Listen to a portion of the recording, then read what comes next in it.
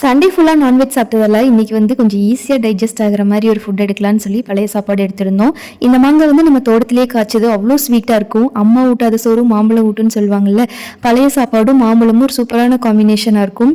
நம்ம தோட்டத்துலேருந்து பறிச்சுட்டு வந்ததை வச்சு இன்றைக்கி நாள் ஃபுல்லாக ஓட்டிடலான்னு சொல்லிட்டு பிரஞ்சுக்கு பப்பாயா கட் பண்ணிட்டேன். மாம்பழம் பொறிக்கையில் 2 மாங்காய் பிஞ்சு வந்து கீழே விழுந்துருச்சு.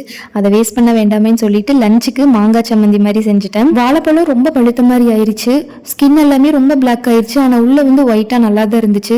இனி வச்சு அது வேஸ்ட் ஆயிரும், அதை வந்து யூஸ் பண்ணிடலான்னு சொல்லிட்டு பனானா பிரெட் செய்யலாங்கிற பிளானில் வந்து யூடியூப் சேனல் ரெஃபர் பண்ணி அவங்க சொன்ன அதே மெஷர்மெண்ட் அதே இன்க்ரீடியன்ட்ஸ் எடுத்து வச்சு நானும் செய்ய ஆரம்பிச்சிட்டேன்.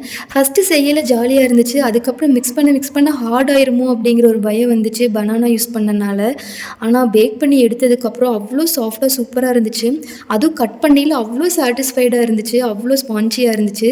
நம்ம வீட்டுக்கு ஒரு 3 குட்டி செஃப்ஸ் வந்திருந்தாங்க. அவங்களும் சாப்பிட்டு சூப்பர்னு சொல்லிட்டாங்க.